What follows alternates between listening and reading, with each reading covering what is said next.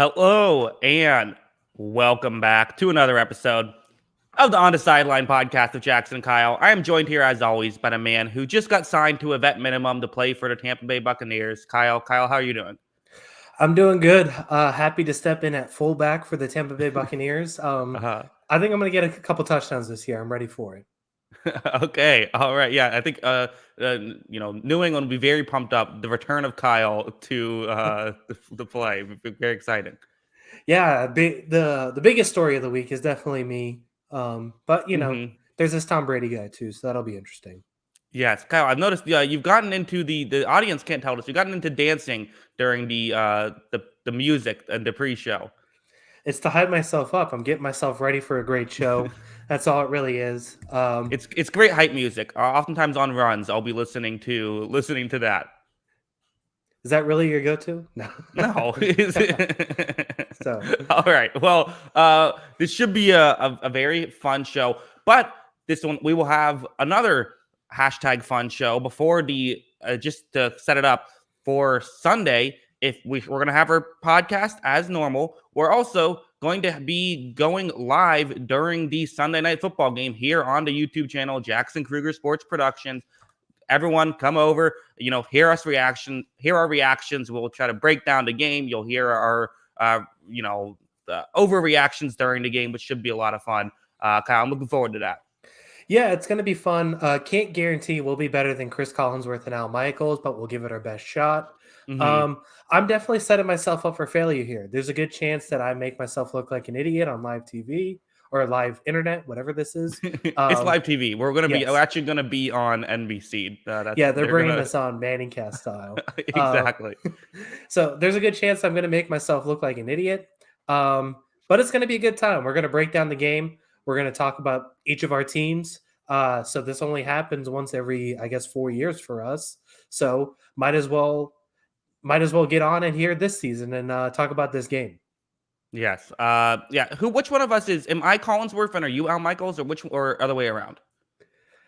You definitely got a Collinsworth vibe to you. I'll give you Collinsworth.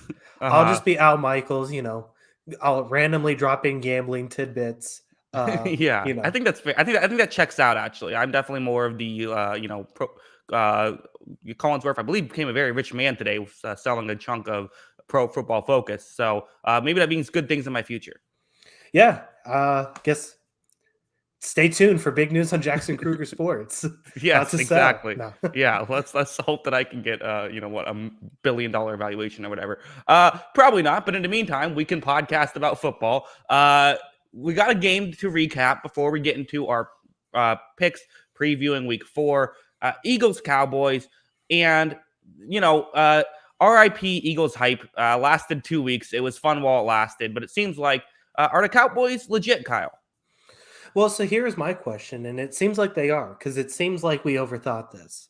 The simple fact is the Dallas Cowboys have the best unit of any unit in the NFC East. Their offense is better than anybody else's offense, defense, special teams. So maybe that's just what's going to win the division, because they have this good offense. It's finally, they still have some stuff on the offensive line, but the passing game is good. Ezekiel Elliott found a little bit here, and that combination of him and Pollard, I'm not a big Ezekiel Elliott guy right now, but when you're limiting him to 16 touches, 17 touches, whatever he ended up having, and Tony Pollard's getting a dozen himself, that's a pretty good combination. I think that's a pretty good balance. And then credit to Dan Quinn here. Some of these young guys that they've invested defensively, I don't think it's a great defense still. But they have guys. They have guys that can make plays. Micah Parsons has made I mean, he's probably the favorite for Defensive Rookie of the Year right now. He's made plays defensively. Trayvon Diggs, it looks like a legit number one cornerback, which has been really impressive because it's not even just this Eagles game where their receivers aren't great. It's looking at guys like Mike Evans, who he did a really good job of against in week 1, too. All these things, Trayvon Diggs looks like a real guy, and they have enough guys on this defense that I think they can make enough plays that this offense can at least win games.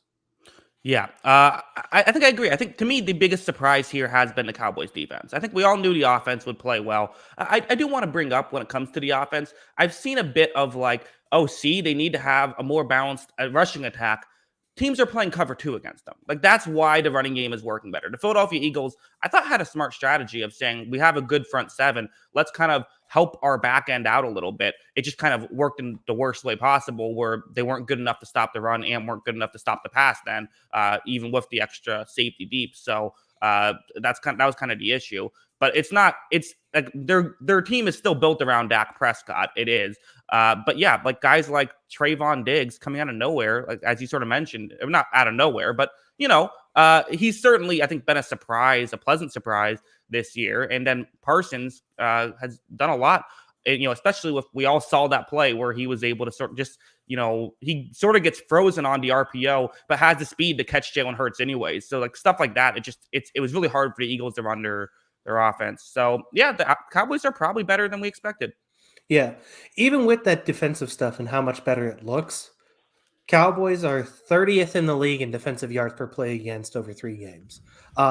They still gave up a lot of yards in this one, but, similar to the thing we said about Miami, we don't know if it's sustainable. Typically, it's not. But this team's getting turnovers. So it's getting stops, but sacks and turnovers in big moments. And that's what's really kind of helped this team, is that they're able to make the big play to end drives. Even if they're going to give up a ton of yards, they still have these big plays that are helping the defense win in the long run. Yeah, and I also would say that with with this defense, it doesn't have to be elite. Like it doesn't have to be the Yeah. Rams. Like them just making some plays, that's doing its job. If you give up a lot of yards but get a few turnovers, you're doing your job there. Any thoughts about the Eagles? Really, I mean, we got excited about them. I think I got excited about them. I still feel kind of the same about how I feel about Hurts. I think I think he's a good quarterback. I don't know if he's great, but I think that like there's enough there for me to feel okay about him. But maybe we overreacted a little bit 2 weeks 1 and 2. Yeah, I think we saw that they played the Falcons and benefited from that. I still think Hurts is pretty good. He actually, his numbers weren't that bad in this game outside of the interceptions, obviously. Hmm. The shocking thing to me is they couldn't run the ball. I don't know what happened. Like, Miles Sanders should get way more than 5 touches in a game, right? Hmm. Yeah, he ran. I mean, they had 3 rushes with halfbacks, and that's just not their game. And I think going down early was a factor. But I've always been a believer in like, and again, I haven't really dissected exactly how the Cowboys defense adjusted that. So maybe it made sense in the flow of the game. But it seems like, basically they had to play a game that they don't typically like to play. They don't want Hurts throwing 39 times, rushing 9 times, and only giving it to a halfback 3. So that does feel weird to me. Yeah, and obviously they fell behind, so that probably added to it too. Yeah. So here's the thing. Here's how I feel about the NFC East right now. I think that the Eagles are probably a little better than we thought in preseason still. Even with this bad performance, I still think they're a little better than we thought. Hmm. But I think the thing that's going for Dallas is Washington and New York are clearly worse than we thought in preseason. Yeah. So, I think Dallas is a solid team, and solid's going to be enough to win the NFC East. Yeah, I agree. All right, let's get into the main aspect of this show now. Kyle, you're continuing your hot streak. Maybe it's a less cold streak might be the better way to say it. But regardless, you are winning currently. It's like golf. You want the lowest score. Also, Cody Clemens. Here's 5 to stop talking about the Cowboys. Go Bills. All right, there you go. We do take bribes. That is correct. Kyle. I will be giving you the first game. Ready to just jump into it? Yeah, I guess I got to take the Cowboys Panthers game off my schedule. We'll talk about that, I guess, another time. Right. We'll tweet out about it. I'm gonna give you. I'll give you. It's always fun when these two teams play each other. Seahawks at Niners. Both teams coming off of tough losses. Where are you going here? This is third on my list. I had it a little bit. It probably should have been 2, honestly. Uh, I am going to go with the Niners. I've talked about this. I believe in this team. I think the Niners can move the football enough. I think they're good defensively. The Seahawks aren't good defensively, by the way. They're 24th in defensive DVOA so far. The Seahawks habitually are the weirdest team in football, right? Like, this is undisputed at this point. This team's first in the league in yards per play, but they're 11th in yards per game. And it's as simple as they're either getting 50 yards in a play or they're getting 0 yards in a play. And it was like the first half, they're moving the ball. They're doing good against Minnesota. And then the second half, they stop moving the ball. And I don't think this defense is very good. It's clear that they just took advantage of Indianapolis's offensive line problems in week 1. I don't think this defense is going to get stops in this game. I think the Niners are going to move the ball and they're going to win this one. Yeah, I think that's, I mean, again, this kind of goes back to sort of what we've been arguing about the Seahawks all season long, right? This is a team that doesn't have a ton around Russell Wilson and a really good receiving core, but they have Russell Wilson and a really good receiving core. It looks like Tyler Lockett, I think, is a little banged up, so that could make things easier. But still, I don't know. To me, this is something that I've always felt, and it's a completely irrational thing to say, but the Seahawks being 1-2 makes me feel like they're more likely to win this game. I know that's not how it works, but I feel like they're just, it's sort of a cornered animal. They don't want to go down to 1-3. Yeah, I mean, that's the thing, because I was thinking about this too. If they lose this game, then all of a sudden they're 2 behind San Francisco, they're 2 behind the loser of Rams Cardinals, and they're 3 obviously behind the division lead. Are you panicking? Like, Yeah, are you panicking if you're panic. Seattle? Yeah. Yeah, So definitely panic. yeah, I mean, I think that's a situation that's going to be interesting. I just feel like the Niners are a better team. Yeah, well, it's interesting. I mean, the one thing is, it's not like we have the Sea Chickens aren't winning with that JV defense. One thing that that was a super chat, by the way, for the audio only listeners. I didn't just randomly say that. I think that have the 49ers offense been that impressive? I like the receiving core. I've always liked the receiving core, especially when you throw in George Kittle. But like, the running game hasn't been that great. Jimmy G hasn't been spectacular. And I don't think that their defense has lit the world on fire either through 3 weeks. Like, I'm a little bit, I'm maybe a little bit bearish on the 49ers just from what I've seen 3 weeks. They haven't exactly looked like the team that I was hoping they would look like this season so far. Last week, definitely, or against Green Bay, they definitely looked worse than I had to kind of build them after 2 weeks. They didn't move the ball as well. Jimmy G obviously had the bad fumble. The defense struggled to contain Aaron Rodgers, but at the same time, everybody struggles to contain Aaron Rodgers, except for the Saints, apparently. Right. So I think they're going to be fine defensively. I think this is still a pretty good team. I think they're going to figure out their rushing stuff. Obviously, guys need to get healthy. I think the one thing for the passing game is that now I've spoken very highly of Minnesota's offense this season. But what have you seen from Seattle's secondary so far this year that makes you think they're going to stop these receivers? Not much. Yeah, I just don't think they can. I really don't. I don't think they're going to be able to match up with this team. I just think that I think any team that can throw the ball and have decent receivers is a bad matchup for them. And with Brandon Ayuk, who's not played well, I still think he can have big games. With Deebo Samuel being as good as he's been this season, and with George Kittle still being the guy, I still think the Niners are going to be able to move the ball on them. Yeah, it's also at San Francisco, so they have that going for themselves as well. So, it's definitely, it should be an interesting game. One we'll probably all keep an eye on. Why don't you give me a game now? All right, we'll move on here to, I think this is Monday night. I don't have the times on here, but we're jumping to this game. I didn't want to pick this one. This works out perfectly. Raiders at Chargers. Yeah, also number 2 on my list. There were a few games, actually, I really didn't feel like, I didn't want to pick. So like, I was even struggling just in my notes. I picked the Seahawks, but again, that was just the irrational. Like, I don't think they're a 1-3 team, so they have to win this one. I'm gonna go. I'm gonna go Raiders. Let's go all in. Let's go with the Raiders. Casey Hayward revenge game against the Chargers. Both defenses are playing well. I would say the Raiders defense is actually playing better through 3 weeks, and currently right now the Raiders offense also playing better. One of the biggest pleasant surprises with this Raiders receiving core, guys are just stepping up. Hunter Renfrow is looking, better than we've seen him. Brian Edwards all of a sudden looking good. Obviously, we know who Darren Waller is. Henry Ruggs sort of reaching his potential. So now you have a bunch of options where That's pretty good. And also for the Chargers, a team that tries to get you to run the ball. Well, John Gruden's going to run the ball anyway. So you're going to have that advantage just sort of built in.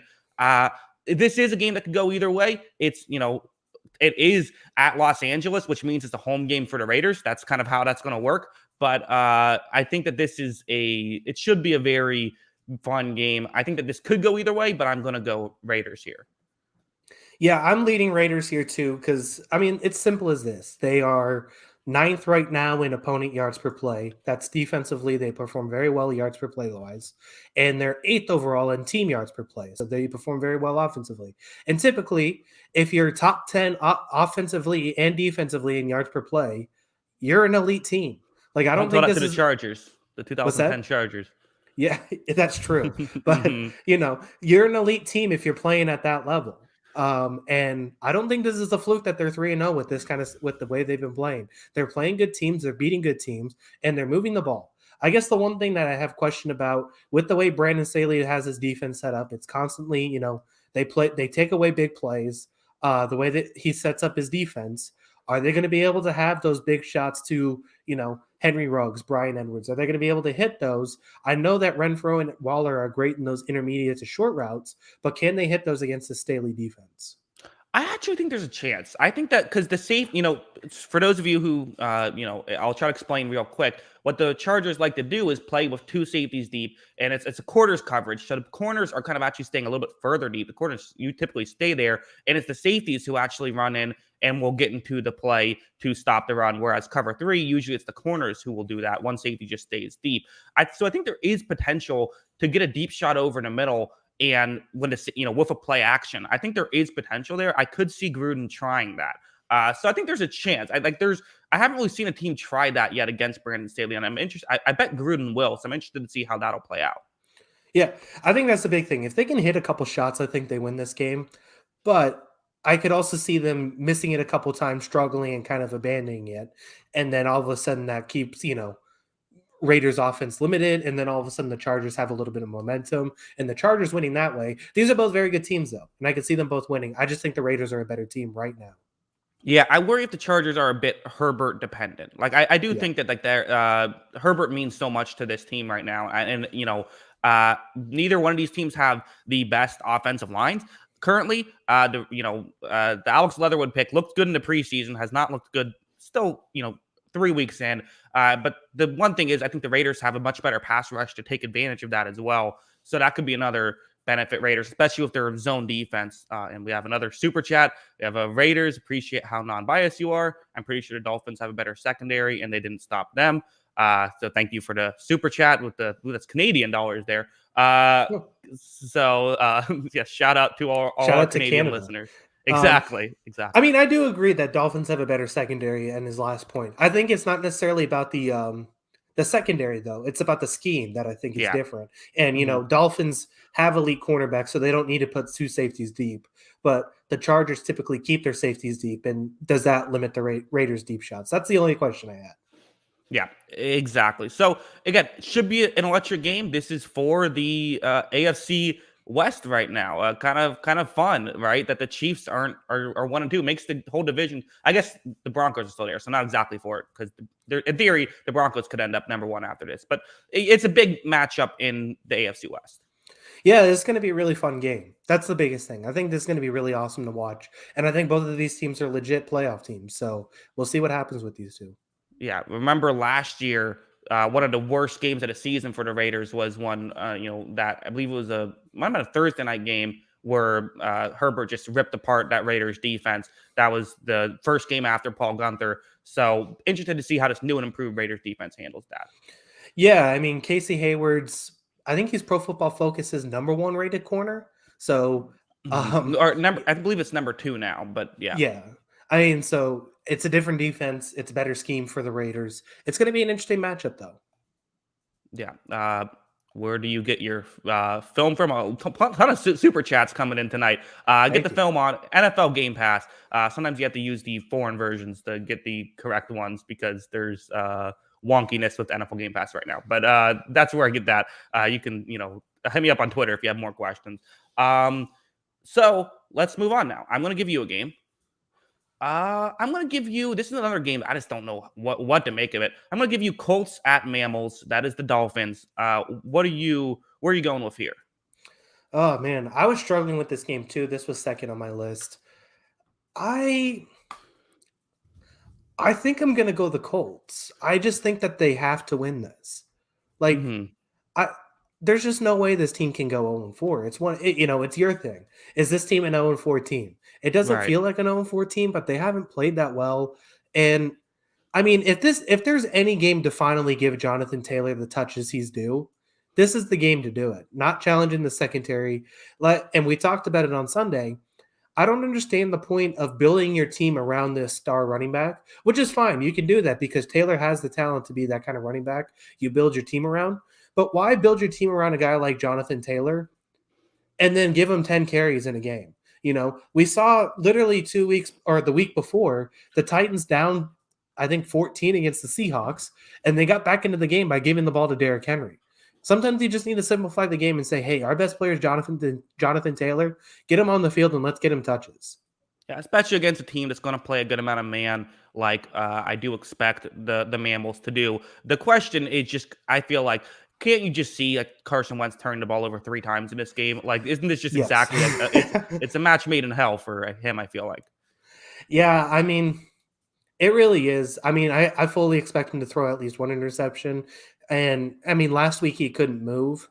But at the same time, if the Colts go into this game smart, they're just not going to do that. They're not going to put him in a situation to make those mistakes. They're going to rely on their running game. They're going to use play action, and they're going to take their chances in the passing game when they have to. But it has to be running the football first. They have to start the ground game. Yeah, well, and on the flip side, we're gonna have a Jacoby Brissett revenge game here, and I just feel like the Colts they've really struggled to cover this season. Their coverage unit has been one of the worst in football. When you pair that with Miami Dolphins receiving corps, it's been a bit underwhelming. It's the stoppable force meets the movable object here. Yeah. And that's the other thing. I feel like the Colts defense can have a big bounce back game in this one. Brissett had some nice moments in that game against the Raiders, but at the same time, I think the Colts defense is better than what they're shown. I just feel like it basically this is the Colts' last chance for me. If they lose this game, I'm pretty much out on them. There's a couple teams that it's like if you lose this game, I'm pretty much done with you. And I feel like the Colts are one of those teams that if they lose again to this team, playing their backup quarterback with a bad offensive line, all the things going against the Dolphins right now, if you lose to them, then there's no hope for you to get better.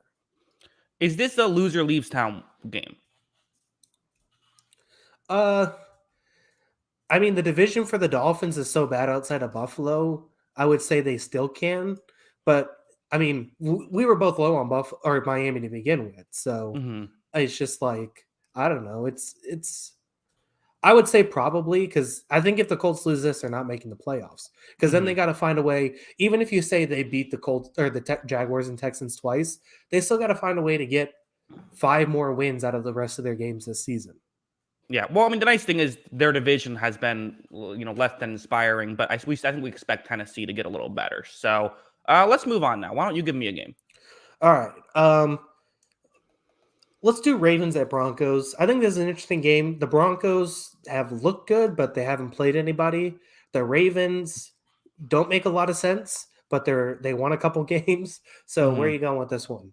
Yeah, I think the last week with the Ravens Lions is getting a bit overblown. I think that the Ravens had a few drops with Marquise Brown in particular, and Lamar missed a throw with Mark Andrews. Like that, it's a blowout if they can make those simple stuff. So I think that I still believe in the Ravens. I do believe in the Broncos. I think the Broncos are good. It's a close game. I mean, I forgot to put the banner up, but it's a one.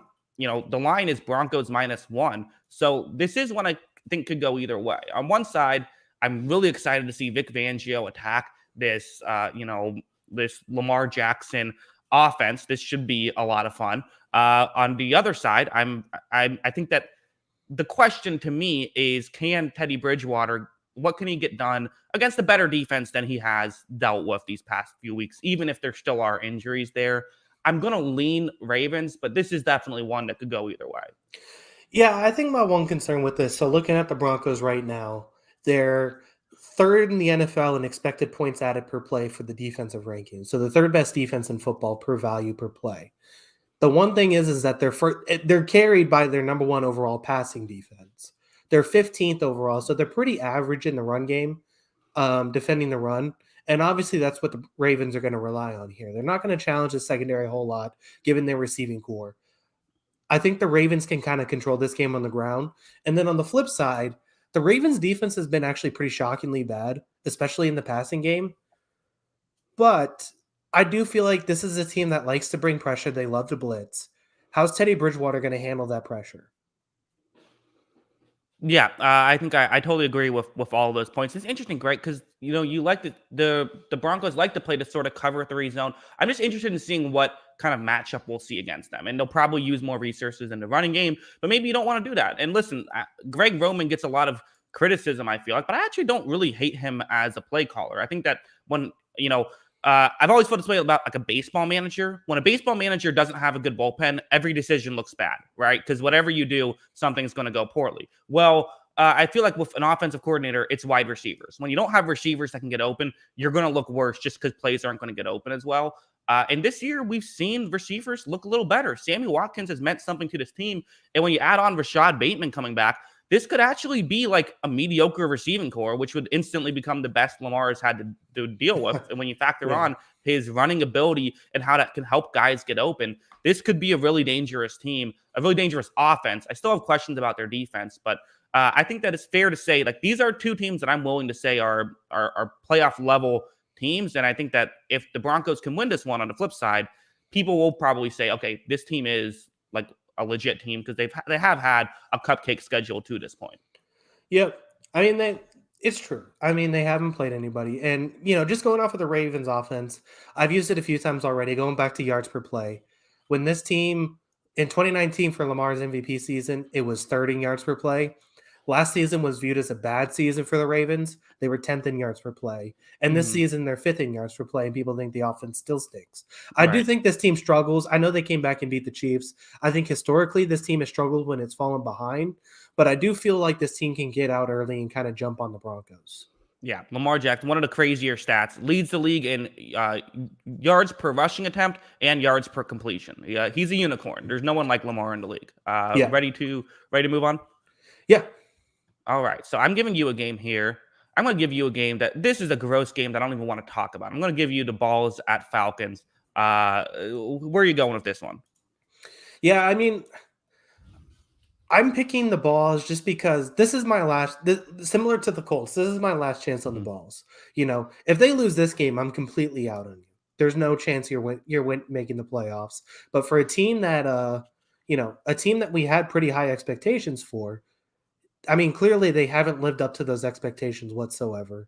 I know they're dealing with the injured quarterback, but, part of the reason that we credited them for that is because we didn't think Haneke was a terrible backup either. And they've been really bad defensively. The defense right now is worse than the offense that's playing a backup quarterback. So I'm going with the balls here. They need to turn it around. We'll see what happens. But yeah, I mean, this is my last chance for them. Yeah, this does kind of feel like that. Like, okay, there is at least expectations here. I don't know. This is, I mean, what I did my makeshift power rankings using the Pro Football Focus, my algorithm with the Pro Football Focus grades involved. The Falcons did finish higher than the Balls, not by much, about a win higher. Falcons are still below 6 wins, but Matt Ryan he's not good, but he's at least shown some flashes of life. I'd probably still take washed up Matt Ryan at this point over Taylor Heineke, and they showed some flashes last week against the Giants for sure. Granted, both of these teams have beaten the Giants. I don't know. It's one that I could see going either way, but you're right. Kind of a last stand for Washington, and how disappointing they've been, especially with their defense. Really, their coverage unit has just been. I don't know exactly what happened. We've speculated a lot. Maybe it's just it was never as good as we thought they would be, but I might make a video about that at some point because very disappointing. Yeah, I think. I mean, I agree. I completely agree. This team's definitely disappointed me based on my expectations. I still feel like they're going to move the ball offensively in this game. But as we talk about how bad this coverage has been for Washington, even though maybe Matt Ryan's lost a step, they still have guys at wide receiver and with Kyle Pitts that can make catches and move the ball. So, and with the way they've used Cordarrelle Patterson in the passing game too, there's guys that can catch the ball and make plays. I think it's going to be a tough game for Washington, but I am picking them to win. I like this chat. Soto Moss. Jackson only reads super chat. He only cares about the money. He's changed. I think, in fairness, I've always only cared about the money. I think that's been pretty consistent. It's all about straight cash, homie, right? Exactly. Yeah, I think if I cared about the money, I probably wouldn't be podcasting. I think I would just keep making the videos, but that's besides the point. We can move on if you want to, unless you have any final thoughts on the Balls Falcons. No, we can move on because we're moving on to the game everybody's been waiting for. I had this high up my list because I refused to pick it. This is icky. I'm not picking it. This is gross. I'm not doing it. You can take it. Bucks at Patriots. You're welcome, Jeremiah. I'm doing this as a favor because I can't do it. Who are you taking here? Obviously, I know who you're taking, but I'm taking the Buccaneers. Yes, that is what I will be doing. I even considered locking it up. There's a different lock that I like a little bit better, but this was one I considered. I mean, like, I get all the, like, I mean, if we're just talking about the game for a second, we can talk into the extra stuff after. I think that's interesting. But this does feel like this is clearly like the Tampa Bay Buccaneers are the better team in this one. I think that they can, their offense. I know that this Patriots secondary has certainly been frisky, but the issue is, there's just so many guys to cover with Tampa Bay. And then the flip side, of course, the Buccaneers defense. Is Richard Sherman going to play? I don't know, but I just trust Tom Brady with a good matchup versus Mac Jones with a good matchup. So I think it's really that simple. Yeah, I mean, this has the makings of being a disaster. We could easily lose this game by 30. The obvious parts are, I think the Patriots secondary is slightly overrated based on the guys they've played so far. Playing Jameis Winston, Zach Wilson, and who do we play in week 1? Tua obviously helps those numbers. I think we struggle in coverage, even in that Saints game. I thought there was some comeback routes, sideline runs that we really struggled with. I think whoever's on Chris Godwin's really going to struggle. I think whoever's on Antonio Brown's really going to struggle. I mean, those are clear mismatches in my book. I think the linebackers are going to struggle with the tight ends. I think the linebackers are going to struggle a little bit with Fournette out of the passing game too. I know Fournette doesn't really strike fear in people anymore, but I still feel like he can break a big play. So, and then the other side, we're a run-first football team with a bad offensive line right now. And, oh yeah, the Buccaneers have the best run defense in football. I guess the first thing is, so let's start with this. Trent Brown, for the Patriots to win, Trent Brown has to play. If Trent Brown's not playing, we're going to lose this game by 30.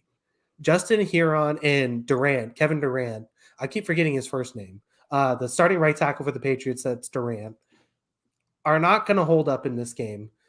They need Trent Brown to play.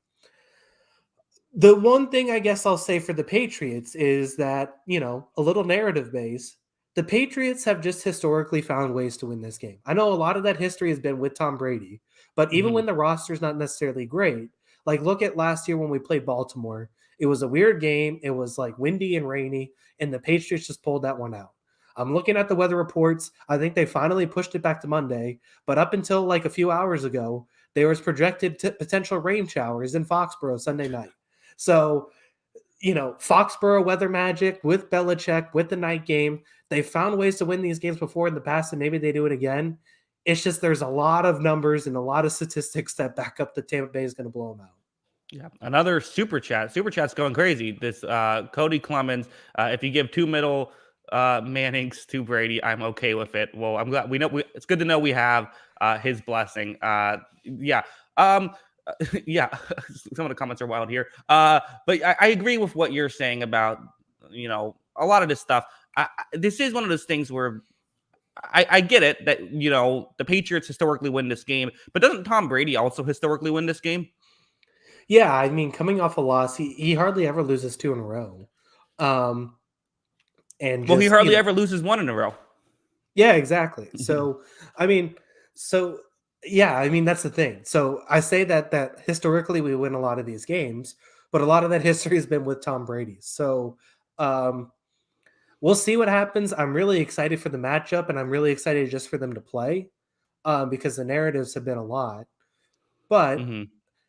I'm not putting it as a 0% chance the Patriots win just because it's the Patriots at a night game at home and maybe some weird stuff happens and they can win it because Belichick at his best finds every sort of advantage that he can use. Maybe in this game it's you know ex- going after the slot cornerback. He'll do that. Go after the slot cornerback. Use that matchup. Use a huge advantage in special teams to take advantage of that regard, and just kind of milk out this win. There's a way he can do that. But yeah, I mean, obviously, if you're looking at just the numbers, the Buccaneers are way better. Yeah, and see, I think this is kind of my point about this is if this wasn't if instead of Tom Brady, it's Aaron Rodgers playing for the Buccaneers, are you saying any of this? Like, no, you're just No. saying yeah, they're probably gonna win. Like and I get it because there's the hype around it. How excited do you think Foxborough is going to be when Antonio Brown makes his return to his former team? Yeah, now Gronk might not play. That's really a bummer. So, Hmm. oh, jeez. I'm going to be a And mess. Gronkowski's returning as well. That's cool also. Like I know it's not Brady, but like that's also an aspect of it. Also, we should talk about the Richard Sherman of it all. I'll give my thoughts on it. I kind of like the move. It's if nothing else, it's good depth, and it can't really hurt. It's a vet minimum contract, and I do feel like people are saying, the Buccaneers play a lot of man. They do, but they have played a lot more like cover three this season, especially against the Rams. They were trying to play cover three. And one of the biggest issues of why they don't play as much zone is you're just not that good at it. They don't understand their assignment.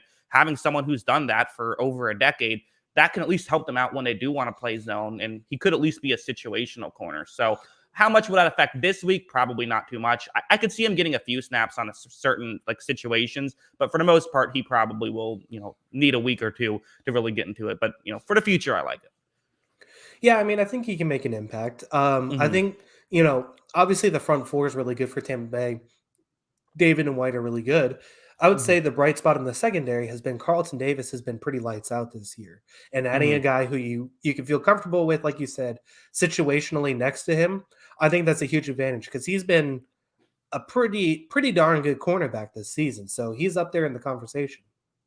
Yeah. Also, spiritual sniper Gronk is scheduled to play. Yes, that is true. We should have mentioned that? Yeah, because he was banged up during the Rams, but he will play, which is nice. Ready to move on? Oh, by the way, I forgot to say, so I played this game on Madden and the Okay. Patriots won 86-3. So I'm going with Patriots 86, Buccaneers 3. Okay. What difficulty did you play this on, or were you the Buccaneers in this? I was the Patriots. I needed to vent a little bit. So I yeah, so 86-3. That's my pick. What time of day did you play this? It was at like 12:45 in the morning. Yeah, that checks out. I was thinking like, there's no way you did this at 4 in the afternoon. I think that's exactly what Yeah. it was.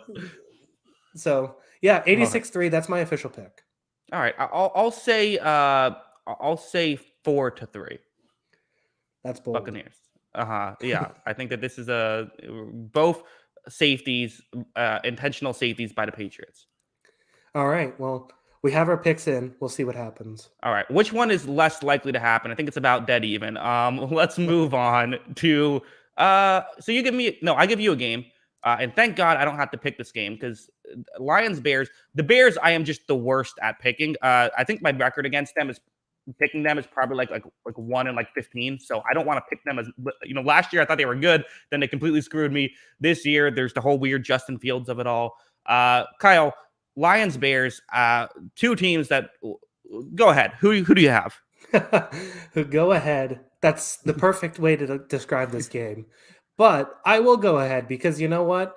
I am locking this one up. I have Oh, talked about this forever now. I'm feeling good. I'm the only one now to have a lock win in this season. Uh, and I'm going to use it again for the upset special. I'm taking the Lions. The Lions are winning this game. The Fighting Dan Campbells, they're going strong. Listen, Chicago Bears, 3.3 yards per play. They stink. They absolutely stink. As Nick Foles says, Matt's offense just isn't effing working, man. You know, I don't believe in this team at all. I don't believe in them. The Fighting Dan Campbells are going to win this game. DeAndre Swift is getting like 6 yards a touch, basically, it seems like at this point. TJ Hawkinson is a stud.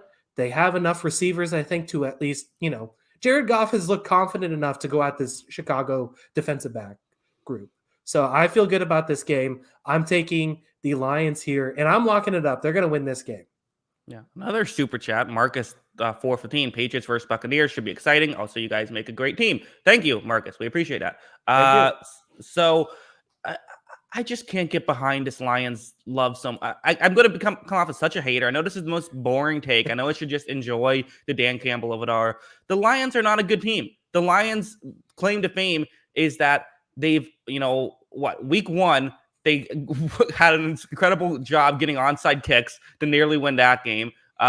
Game two, they stayed competitive throughout the first 3 possessions against the Packers. And then week 3, Marquise Brown kept dropping passes, and then they probably should have won at the end by getting lucky because Marquise Brown can't catch. Like, I get it. It's nice that they're doing well, and it's optimistic for the future, but they're still not a good team. Neither are the Bears, but that's kind of the flip side, and that's why I don't want to pick this game and why I'm giving it to you. Part of me thinks that when I'm thinking about this game, what are the Lions? How do the Lions win this? How do they match up? Sure, you could sit here and say that the Bears' offense has been abysmal. It's not like the Lions' defense has been great either. No, it hasn't. But at the same time, I was pretty impressed with the way that defensive line played the other day. They got 4 sacks on Lamar Jackson. Even, some of those were because, at the end of the game, he was trying to get these gigantic passing plays, and that obviously helps your defensive line. But other defensive line played pretty well in spurts of that game. And, we saw how Chicago's offensive line is, and we saw how Chicago's play-out calling helps their offensive line, that I think Detroit can probably get after them just a little bit. And, at this point, does anyone in Chicago – I know – Allen Robinson's still good, but Allen Robinson hasn't been good this year. Who's striking fear in that Chicago offense that they're going to, just destroy this Detroit secondary, which isn't that good? Well, I think they could at least be able to run the ball decently well. I think that's an option. And I do think the Bears' offensive line looked worse because of Justin Fields. I think that way. No, people don't like when I say that, but that's how I viewed some of that. It's still not good, but that is sort of how I viewed it. There's a couple super chat. Jackson doesn't get it. Lions will win the Super Bowl in 2023. That might be true, Luke Brown. You're right there. Rue says the Lions will tie the Bears 0-0. Could see that happening. And also, if the Lions aren't a good team, are you trying to say the Bears are? No. I've been very consistent on this all season. The Bears are not. The Bears at least have a decent defense, and that's kind of why I feel like I'm not even saying I don't want to pick this game. I feel kind of a little bit I guess I'll go to Bears, but it's more so of I'm pushing back on the Lions are actually kind of decent narrative. I think that both of these teams suck. I just think the Lions are more fun. Yeah, this is basically what I said in our preseason thing for the AFC North, is that the Lions are a bad team who's going to be fun, and the Bears are going to be a bad team who's not fun. And the Bears are not. Listen, here's the thing. I think Chicago. What does this team have left to play for at this point? I feel like. Because it's this team, I'm serious about this. I'm going into this narrative because it's just you look at last week, there was the Chargers and Chiefs, great game. There was the Raiders comeback win. There was Justin Tucker's 66-yard field goal to win a football game. There was Aaron Rodgers looking amazing. And there was the Buccaneers Rams. All of these games happened last week. And the biggest story was how embarrassing Chicago was. How embarrassingly bad this team is. And honestly, I could see this as a game this is it for Dan Campbell. Because if he loses to the Lions, what is he showing this front office that he can do? Wait, this is it for Dan Campbell or Matt Nagy? Or Matt Nagy, sorry. Gotcha. I don't know why they kept him around this year. It was a weird thing when they drafted Justin Fields and people were like, Matt Nagy is going to surprise some people. No, he's not. I also do think that Matt Nagy is getting way too much criticism for that last week. He wasn't good, but also nothing was good.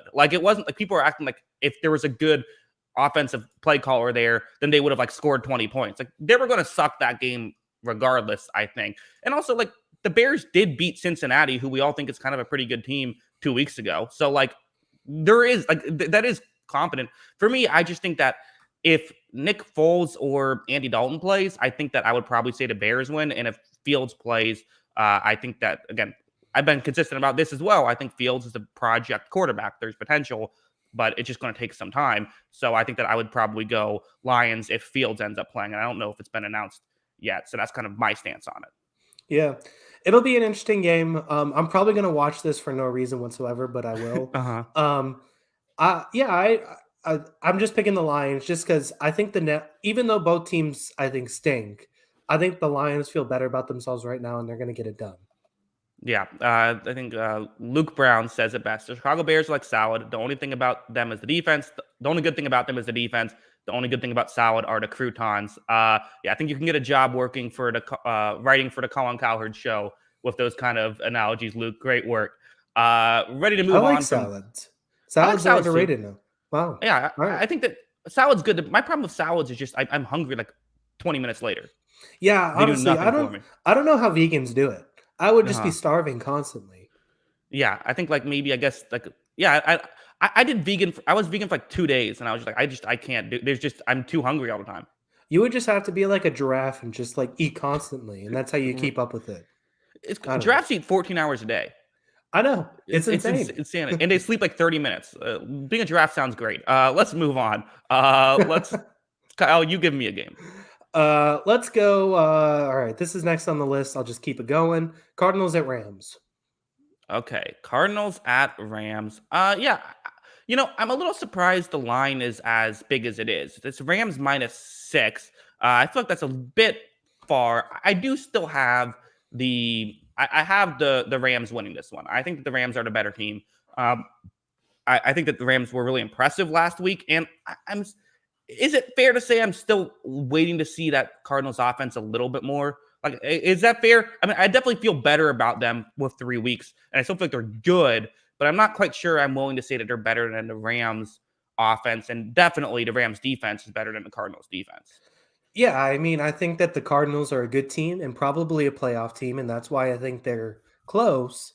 But to me, I'm not overthinking this. This just feels like one team's in a completely different class right now, and the Rams are still in a completely different class. Listen, the Rams aren't going undefeated, but I'm going to pick the Rams to win basically all of their games because I think they're that good of a football team. And if I'm wrong, I'm wrong. And I think them, the Buccaneers, and probably the Chiefs still, despite the 1-2 start, are in that tier of I'm picking them no matter what because I just think those are the best teams in football. And I don't think the Cardinals are quite there yet. Like you said, the offense can be the other guys on the offense can be inconsistent at times. The defense, I think, has had spurts where it's really good and have spurts where it's looked beatable. So I think it's going to be a close game because the NFC West is weird. I just think the Rams are better. Yeah, and I also think that like this is what did we always say about the Cardinals? What they love to do is they love to go deep and then work the sidelines, right? They don't love that over the middle stuff, and Kyler's just not the best at that. It might be his height, it might just be other stuff. I don't know, but like that's always been a kind of thing about Kyler is he wants to work either deep or towards the sideline, not over the middle. Well, this is a bad matchup to do that. The Rams, again, it's the same scheme as the Chargers that we talked about. They're going to keep things in front of them. And if you want to work the sidelines, you're going to have, corners, Darius Williams and Jalen Ramsey running in, making quick tackles. You're not really going to get that working too much. So I just don't know if I love this matchup as well. And they're probably going to have to put up a bunch of points. And this Rams team, we should probably start talking about them as I might be willing to say it. I think they're the favorites in the NFC right now. Even as a Tampa Bay fan, I think every question mark we had about the Rams through 3 weeks has been answered with a resounding, this looks awesome. Yeah, I mean, I picked them to go to the Super Bowl, and they've checked every box that looks the part. The defense is still as good as it was. It's not quite the number one defense, but it's in the conversation still. The passing game has looked every bit as advertised. I think this team's really good. I think it's one of the elite teams in football. And yeah, I mean, I completely agree. I think they're going to be an awesome team. Yeah. All right. Ready to move on? Yep.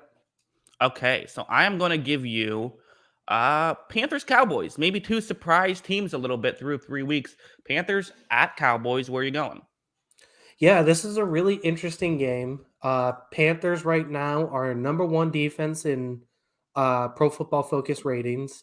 They're also, as I was looking at it here, number one in opponent yards per play, give up less than 4 yards per play, which is just amazing stuff, although it's small sample size. And who the sample size is against has to factor in. Yes, I mean, exactly. I know that it keeps getting talked to death, and it's a big storyline, but it's also a thing we do have to mention is it's against Jameis Winston, Zach Wilson and Davis Mills. Look, I mean, I'm going to say this to Panthers and Broncos fans. Look, if your team starts 6-1, I'll be like, hey, this is a good football team. But who you play, yes, you beat the teams in front of you, but who you play also matters. So I am going to go Cowboys here because of that. I think that losing Christian McCaffrey, who, I think Sam Darnold, we both said has been fine. He's been better than obviously than he was at the Jets. I think Christian McCaffrey was a huge security blanket for him early in the season. The Cowboys have found ways to get turnovers. Maybe they get another one here. We'll see. Obviously, turnovers can be inconsistent. But Sam Darnold loves to create turnovers. So, Right. That goes against him. And this is the first team that the Panthers are going to face defensively that actually has the capability to attack them. And I'm really excited. I'm curious to see how that matches up. I think the Cowboys are able to move the ball just enough and win this one. I think it's going to be close. I think the line is really tough to gauge. I wouldn't know which way I'd go with this one, but I think the Cowboys are going to eat this out. Yeah, it's just frustrating with the Panthers because I want to be able to say one way or the other about this, and think this will probably be their best test we have, maybe for the first half of the season. I mean, you look at the remaining schedule as well. They play Philadelphia. You have Minnesota in there, who's we think is good, and then the Giants, the Falcons. Then you play the Patriots, who we'll see how good they are midway through the season. Finally, the Cardinals. Their real test might be week 9. So that's just kind of an interesting thing about them. But at the same time, I think this is a real test, and I think there's a real chance that even if the Panthers lose this game, we could be walking out saying, "Okay, the Panthers are good." Yeah. I mean, they like you said, they can easily lose this, but look competitive in it. But I just want to see it a little bit more. There's still plenty of. Go ahead. Sorry, I randomly got a point in the middle of your sentence, and I couldn't help but make a noise. One biggest concern I have with the Panthers right now is their secondary has looked very good against poor competition, and my question is against maybe the toughest competition in the league. It's probably Dallas or Tampa Bay. I'd probably lean Tampa Bay, but you could argue Dallas. How well will they do, especially with J.C. Horn out? They traded for C.J. Henderson, but he just got there. He's not going to be a huge impact, at least not right away. He might never be a huge impact. We'll see about that. Although I do like the trade. This is it's a real concern, and I could see this is if the Panthers secondary looks good, even if Darnold throws 3 picks, I'm like, okay, the Panthers are good. To me, that's the number one thing I'm looking for in this game. Yeah. I mean, he's got to take care of the ball and kind of match this offense, because I think that this defense is good, like you said, but is it good enough to slow down this Cowboys offense? I don't know. I think the Cowboys are still going to find a way to get some points, and the Panthers got to match. Yeah, and I also look forward to when the Cowboys throw the ball a lot, and then all the hot takes saying the Cowboys got to run the ball more. They gotta run the ball more. It's people. It's hilarious how you can tell by what scheme they're going up against what the narrative is going to be the next day. Yeah. Hey, they paid Ezekiel Elliott for a reason, didn't they? Exactly, a dumb one. Let's move on. All right, so now it's time for you to give me a game. Where are you going? I think this next game's your lock. I think it is. I'm gonna go Probably with it a anyway. safe bet. Yeah, given just because I think this underdog is the best of the underdogs remaining, and they're at home. Browns at Vikings. Who are you going with? Yeah, this is my lock. Listen, I've been on the Cleveland train this entire. That's not a thing people say, on the Cleveland train. I'm a big fan of the Cleveland Browns, and I've been saying this for a while that I think this Cleveland Browns team is legit. Everyone keeps talking about the Justin Fields, Matt Nagy, Bears offense debacle. People aren't talking about what caused that debacle in the first place. This Browns defense looked lights out. JOK looked like a star out there. And while Micah Parsons is probably the leading defensive rookie of the year candidate, just given where he was drafted, you could easily make an argument for JOK with how well he played in that game. You have this coverage that's starting to look elite. And on the flip side, you have a loaded offense, which just added Odell Beckham Jr. I think this could be a coming out party a little bit for Cleveland. I can't believe it's only a 1-point favorite. And again, I've yet to hit on a lock right now. I've won a game that I locked up, but didn't cover. So that's not impossible in this one. I'm locking up the Cleveland Browns, and I feel pretty good about this. Also, we do have a super chat, Stefanski versus Zimmer. This might be the most fascinating game some of the best running football teams. If the Vikings win, they should be one of the best teams. Yeah, I agree. It should be a good game, but I think this is where the Browns really kind of I don't know. I feel like the Vikings are good. I think the Vikings are a playoff level team, even though their record might not show it. But I think the Browns are a championship level team, and I've been saying this all season. Yeah, and the Vikings, speaking of Mike Zimmer, this is a team that's 31st in the league in opponent yards per play. Like, I don't know what's going on with this defense. I mean, obviously, there's just not the talent there anymore, and that's adding a big thing to it. But the good thing with the Vikings is this team can move the ball. And although the Cleveland Browns secondary looked good last week against basically just an overmatched and unprepared Justin Fields, overall, this team is 22nd in the league in expected points added per pass play. So maybe the Vikings can attack this secondary and that's how they win this game. But at the same time, like, I wouldn't be surprised if all of a sudden the Browns defense looks elite here this going forward.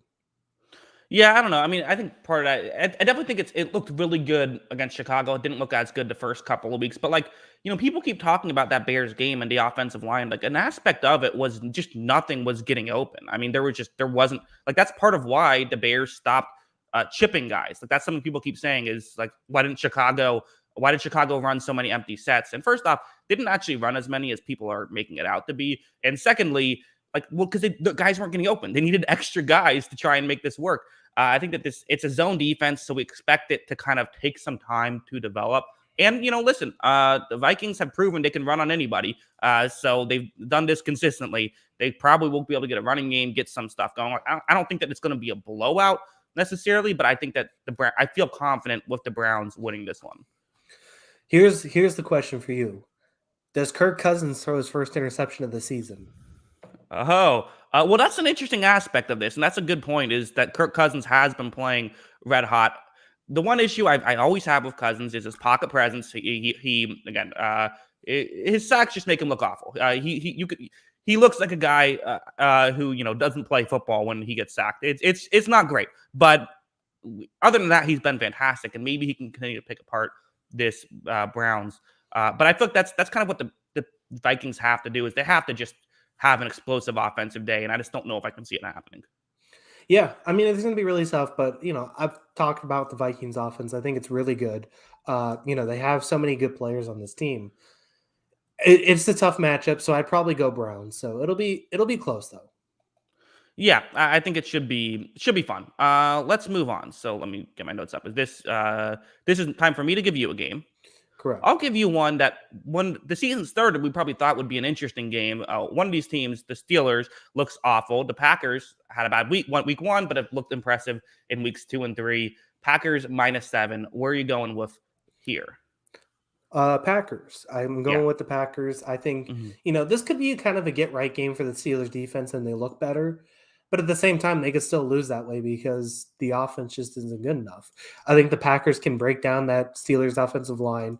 If Deontay Johnson's out again for the Steelers, I don't really know who's getting open on this Packers secondary. Even though it's a solid receiving core, but when you lose your number one guy, the chain of command kind of changes, and I just don't know if Claypool and Smith-Schuster can get that kind of separation against Stokes and Alexander. And I think that's going to be a really tough matchup. I don't think they're going to be able to run the ball very well. And I think the Packers are a better team. It's as simple as that. I think the Packers win this one pretty easily.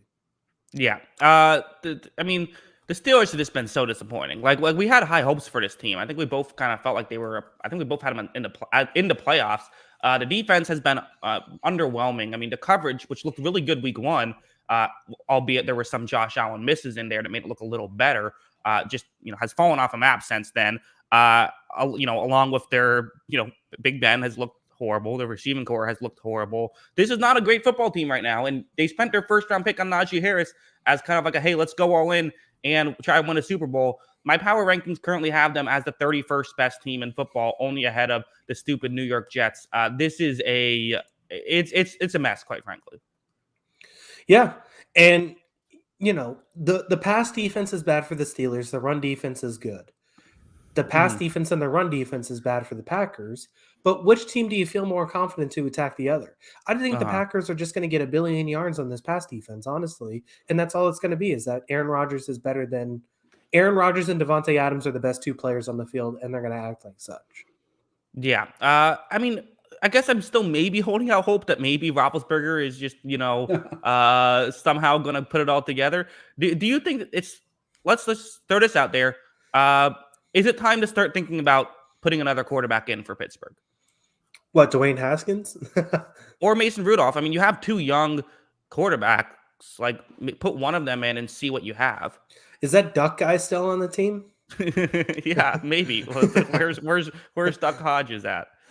I don't know. It's bad, and yeah, I mean, it's even worse that they don't have the they don't have a decent backup to help him out. So he looks bad though, right? Like he just looks horrible. They didn't draft anybody either. I don't know. This team is definitely playing for a quarterback next season. Yeah, according to PFF, I guess they have Josh Dobbs also on the roster. I'm not sure if that's just practice squad or what, because I can't imagine they're using 4 roster spots on in the quarterback position. But again, I mean, we can say they don't have a decent backup. Like Mason Rudolph did look decent in that one game last year. Like he was basically, I think either a rookie or second year player in the season that we saw him get significant playing time, and we've seen how it takes young players to develop. And when you're not a high pick, you just don't get the you have to be good in a hurry, basically. So, like, I think there's some logic behind that. I think we still give Ben Roethlisberger a few more weeks, but some people are going to say, well, you have, Roethlisberger, who's been a legend for so long, like you kind of owe it to him.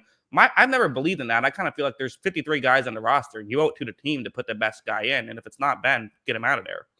Yeah, I think they're going to show him some loyalty just because what he's done for the franchise. But yeah, I mean, you could very easily just say, okay, it's time to move on from him. So I think it's been really rough. I don't think he's got it. I think he's basically done.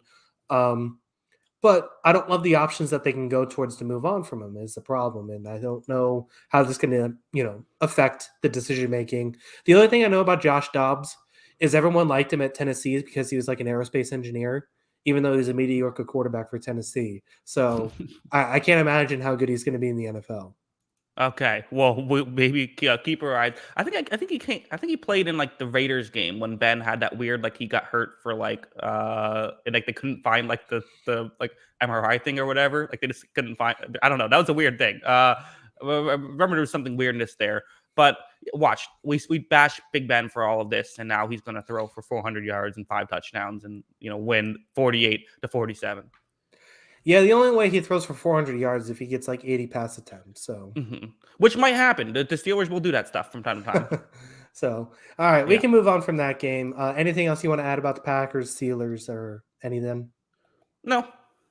All right, so I'll give you this game's next on my list just because it's the worst favorite to me, and also I don't know what to think of this team. I don't know. Giants at Saints. Who are you going with this one? Yeah, I mean, obviously at this point, we all know where the picks are going to go. I mean, anyone, it'd be wild to pick the Giants at this point. Obviously, I'm picking the Saints, but I do feel like there's a bit of like people are acting like the Giants are the worst team in football. I don't know if they're that bad. I don't think they're good, but to me, I think they're like 6-12. Like that feels like 6-11. I had an extra game. Like a 6-11 team for the Giants. Like, I don't think they're going to go 1-16 here, but I don't think they're going to beat the Saints either, who, when their defense has at least half of their starters, they've now looked very good. And Winston's still kind of that weird thing. Maybe Winston will throw a lot of turnovers. So it's probably a good idea when we're getting into these late games is to pick the Saints just because Winston could lose you any game. But as a whole, I think that the Saints are clearly the pick here.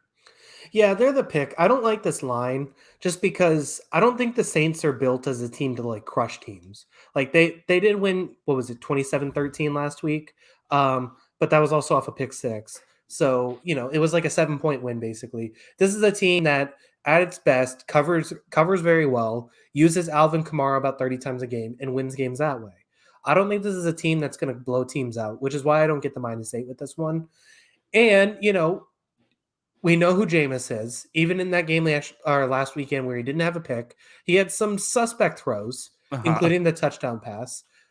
And, for all the struggles with the Giants, James Bradbury and Adoree Jackson aren't stiffs. So, if you make some mistakes on those guys can make plays. Jabril Peppers can still make plays. So, If he makes a mistake on those guys, then all of a sudden that could be going the Giants' way, and it's the Giants take the football. So I think it's going to be a solid game. I think the Giants have a chance. Just because I think this team has not looked like one of the three worst teams in football to me. Everyone likes to clown on New York, and believe me, so do I. Everyone likes to clown on New York when New York's bad at sports, but I don't think this team's as in dire straits as the Jets, as the Jaguars, as the Texans. I think that they do some things pretty well. Hopefully, they have a healthy receiver to throw to, and maybe they can win this game. But I would pick the Saints still. Yeah, I think that's like mostly fair. I guess one of the issues I have as well is, if the way you typically beat the Saints is by running the football a lot. I do not trust the Giants' offensive line to be able to run block well enough to make that work. And so, Saquon Barkley, the story of his life, not having running lanes. Also, I can't remember if I brought this up on the podcast earlier, but is Daniel Jones playing the way he's been playing? Worst case scenario for the Giants? You did bring this up on Sunday. It is. Yeah. Because this team's win 4 games, but he's going to look all right. Right. Like, you want him as a Giants fan, not the end of the world if he sucks. Like, if he starts sucking, cool. Like, we're good. You just don't want him to do this. You don't want him to play.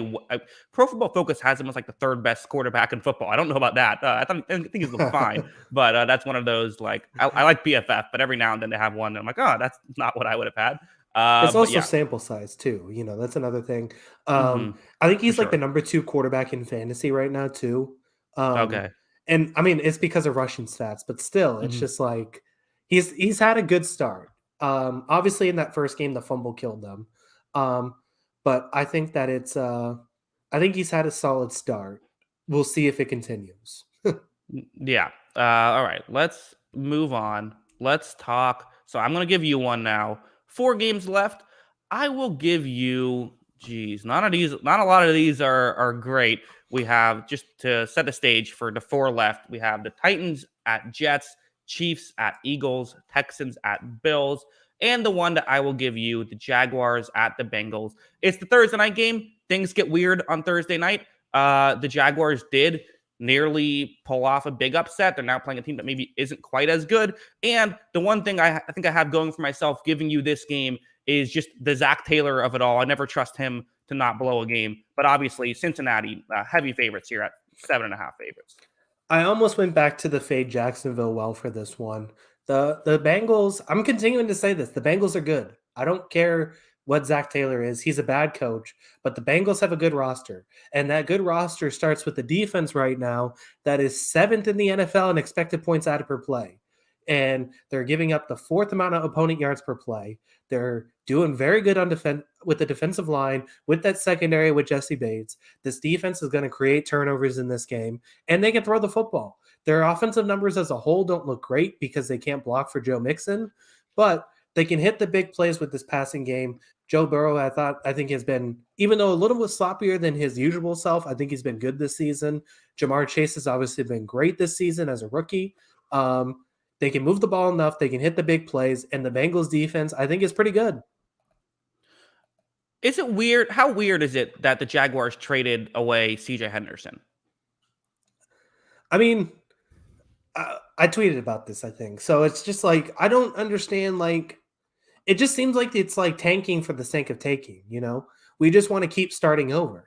That seems like the solution in Jacksonville is, hey, this hasn't worked out over like 10 games, so we'll just start over. They had a 1st-round pick and a 3rd-round pick used on Ronnie Harrison and CJ Henderson, who I both think, Harrison's obviously good and very good right now for Cleveland.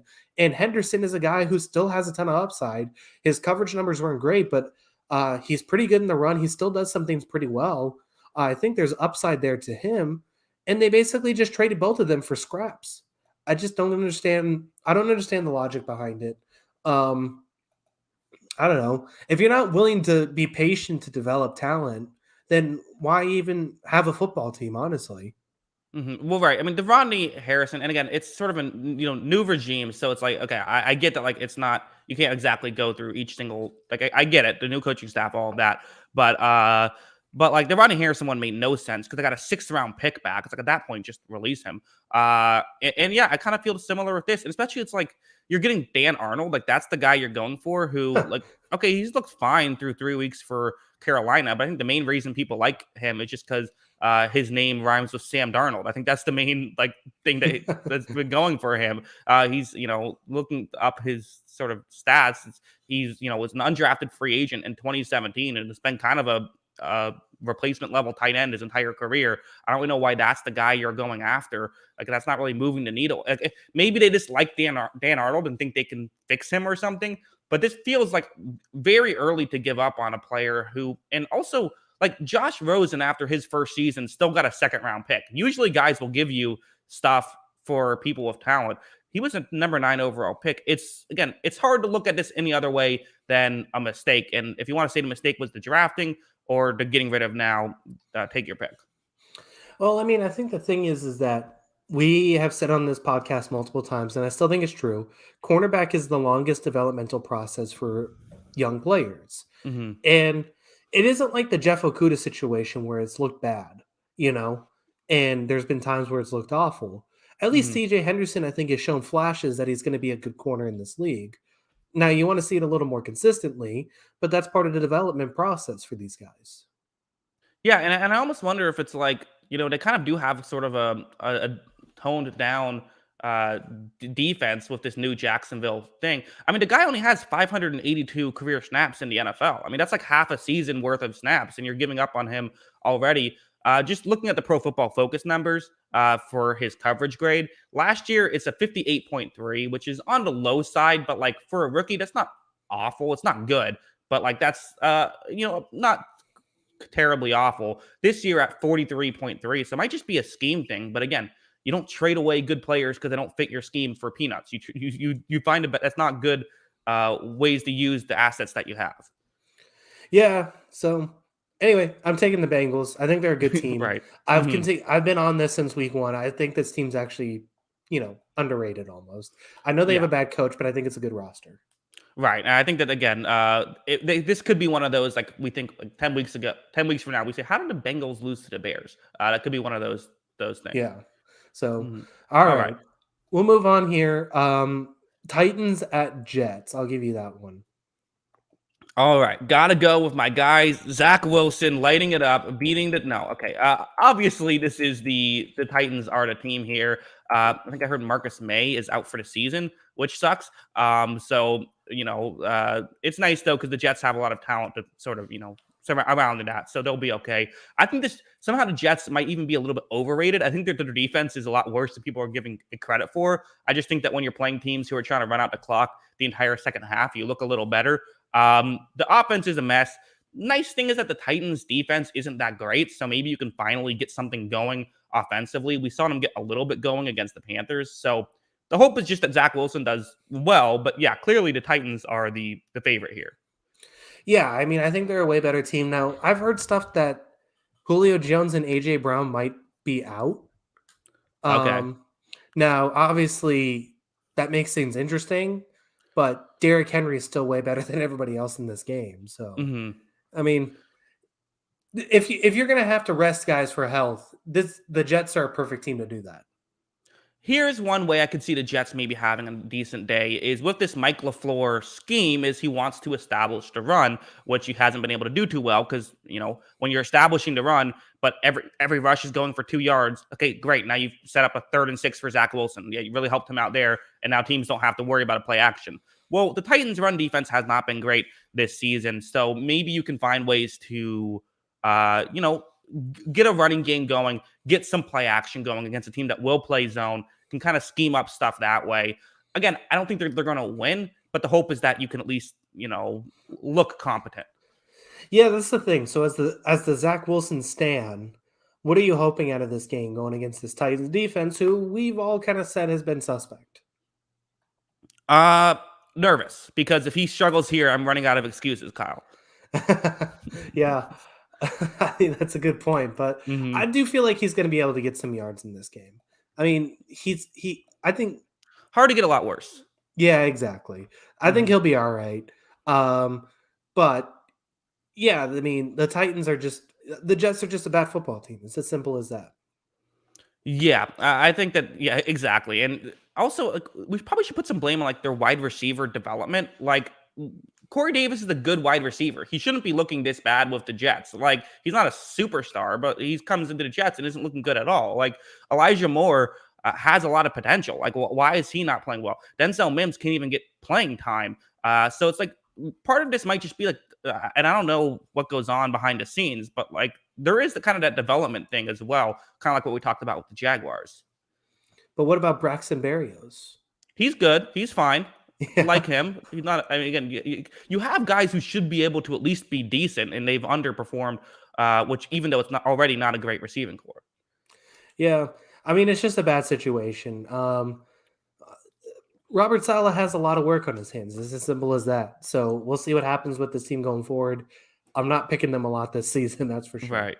Right. I remember last year the joke we ongoing bit we had was gamble responsibly, only bet against the Jets. I think it could end up being. I definitely thought about locking them up as well. Yeah. Yeah. There's a few games here at the end under consideration. Mhm. I really had this next game pretty high on my radar. The one I think you're going to give me, so we can move on to that one. Yeah, I mean, listen, one of these spreads is -6, the other is -17.5. So I'll give you the -6 one. I'll give you Chiefs at Eagles and -6. Is that enough, Kyle? I don't know what this was. I was so close to locking this up, but I felt my Dan Campbell pride come in. Uh-huh. And I just like Dan Campbell's going to win. So I'm picking that one. This is probably the sensible lock because I mean, this isn't close. This isn't close. The talent disparity between these two teams is nowhere to be matched. I guess the one argument you could have is I was looking at some of the numbers. The Chiefs are the 32nd ranked defense, and it's because expected points added per run is 32nd in the league. So, do they struggle with this Miles Sanders Jalen Hurts combo, and this game becomes interesting? That being said, there's still a giant talent disparity, and I think that's a problem. You caught me in mid drink of water. Yeah, I agree. I mean, the one thing that I was thinking of, because this line surprised me as well. And usually when a line surprises me, the more I think about it, the more it makes sense to me. And that did kind of happen a little with the Chiefs defense, which has, it really struggled with Lamar Jackson out there, right? With the zone reads and everything like that. While the Eagles are not the Ravens at that kind of stuff, they still are competent at it and they can do that kind of stuff. And so I do think they could put up points against Kansas City. The flip side is just like that Chiefs passing attack against the Eagles pass defense. Like I just don't see them having any chances. So unless the Kansas City Chiefs go in there and are like, we're going to run the ball 40 times, I think this is probably a Kansas City win, and they probably score a bunch of points in this one. But I think that probably the narrative is just that we could see some points scored with the Eagles. Yeah, so I mean, it's just basically down to do you believe Patrick Mahomes is going to be able to throw in the Eagles defense, or do you believe Jalen Hurts is going to go nuts on the Chiefs offense? Both could happen, but what do you think is going to lead to more points? I'm going to lean Patrick Mahomes in that regard. So I think they win this game pretty easily. I think -6 is kind of disrespectful. Yeah, Kyle, people are saying Patrick Mahomes overrated. In fact, not even very good. Only a product of Andy Reid and Tyreek Hill. Is Patrick Mahomes actually secretly bad? After all, if you revert his stats back to league average, then his stats are only league average. Listen, as I've listened to the anti-Brady people for 20 years, I'm all for this conversation. Patrick Uh-huh. Mahomes is the third best quarterback in the AFC West. Patrick Mahomes is not elite. Patrick Mahomes throws too many interceptions. He has too much Brett Favre in him. I don't believe in Patrick Mahomes. So, yes, I believe in all. Yeah, it is really hilarious. And like, listen, there have been like, okay, there's things that he gets away with usually that he hasn't gotten away with through 3 weeks. But like, I think my counter to that is like, well, he gets away with them usually. So like there still is that. It's like I fully expect that some of his next no look pass is going to be complete for a touchdown, right? Like, okay, sure, this one was intercepted. That doesn't happen that often. Yeah. Yeah. I mean, even the last no look pass should have been caught for a touchdown, probably. So, Right. But it's fun. It's fun to the Mahomes is overrated take. Like I made a video sort of talking about what's been going wrong, and it's very fun to pick apart the great. I see why people do it with Brady. It's a blast. Yeah. I mean, it certainly is interesting. And then, people like to make fun of Jackson Mahomes too. So there's that. Jackson Mahomes? Yeah, it's his brother. Oh, right. I forgot. But what? He's like a TikToker. Is that what it's called? Is it YouTuber and TikToker? I would assume so. What would be the I thought it TikTok was TikTok creator? star. I don't know. I saw him throwing water on people, and I was just like, all right, man, you're cool. So I saw that. Maybe controversial opinion. We didn't see the beginning of the video. We don't know what was said before then. that's true. Fair enough. Hmm. So Yeah. we'll give him the benefit of the doubt. We can move on from this game. Chiefs are going to win. All right. So why are the Texans going to beat the Buffalo Bills? One final thought about Jackson Mahomes. This isn't really about Jackson Mahomes, but more about. I don't like how Jackson's become a much more common name. It was fun when I was growing up. I was the only Jackson I knew. All of a sudden, Jacksons are all over the place, left and right. Don't like it. I didn't know a lot of Kyles until elementary school, and then it turned out that there's Kyles everywhere. And then Yeah. they started doing the whole, we punch drywall kind of thing. So I don't know. So I guess, small world. Yeah. I believe including multiple Kyles that worked with you and my brother, which is how we eventually met. Yes. Mhm. Anyway, Okay. we can move on. I think let's talk about names more. Cody Clemens, why are the Bills not targeting Diggs? How they did. Sanders isn't his replacement, but feels like he's filling in while Diggs heals from a secret injury. To be honest, I don't know exactly what the issue there is. I feel like I haven't seen him get open as much, but maybe that would take a little bit more, no pun intended, but digging into. So I'm not exactly sure, but yeah, why are the Bills gonna win this game? Well, because they're a significantly better team and they're playing the Houston Texans. Like, I don't know if 17 and a half points, though. I think I might like the Texans plus 17 and a half. You give the Texans 17 and a half. Davis Mills in that great neck of his, I think that they could potentially cover this, Kyle. Maybe. I thought about locking up the Bills. I think it's going to be a 28-0 at halftime. They're gonna throw the ball all over the Texans defense, which is bad. The secondary is bad, and what's not bad is the Buffalo secondary. It's very good. Mhm. It's looking really good. I don't think the Texans are going to do much of anything. I think there's going to be like 38-0, honestly. Yeah, I mean, I definitely like the Bills in this one. I mean, I don't really know what to make of Davis Mills. Like it was weird because he took like 17 sacks like right off the start of the game, and then finally got a couple completions, and everyone was like, "Look at his numbers." It wasn't great. Like, I mean, compared to all these other rookie quarterbacks, yeah, I guess he's kind of right in line. Maybe you could argue he's better than a lot of them, but at the same time, like he clearly doesn't have the talent there. I'm not banking on Davis Mills to become a star quarterback by any means, just given what I've seen, the prospect I saw in college. And again, Josh Allen seemingly found it last week. Yeah, I mean, we'll see what happens with Davis Mills. I don't really know what to say about this game, honestly. I just think that the Bills are going to be really good. So I don't really see any situation where they lose this. Uh, is there anything bright spots to look at the Texans? Anything you excited to see about this team on the field? Their next year quarterback. That's exciting. Whoever they draft in the draft, I think Brandon Cooks. Brandon Cooks is good. Yeah, but They've is he got going to some be able to attack Tre'Davious White? Probably not. So, all right. Well, I guess that's it. All right. Well, there we go. Ending on a strong note. Again, if you are watching live and maybe missed the beginning, Sunday night we're gonna be watching the Sunday night football game live. The Patriots Buccaneers, giving our thoughts, our reactions.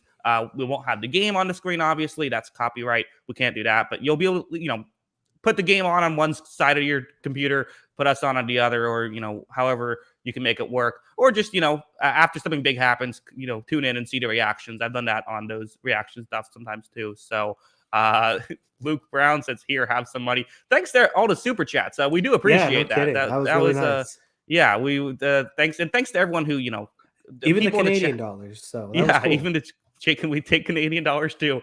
Yeah, and thanks to everyone just watching along, chatting along. It helps the show work better, where we can kind of get your reactions live, which definitely helps us a lot.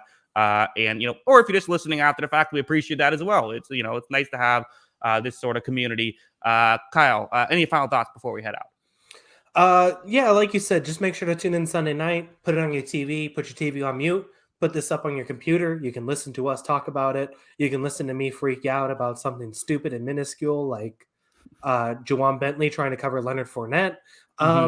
And make sure to just tune in. And then, of course, after the fact, we'll be back midnight Eastern to go for our live podcast reaction. So we'll talk about the Sunday night game that we just covered for 3.5 hours, and then we'll get into the rest of the games for the week.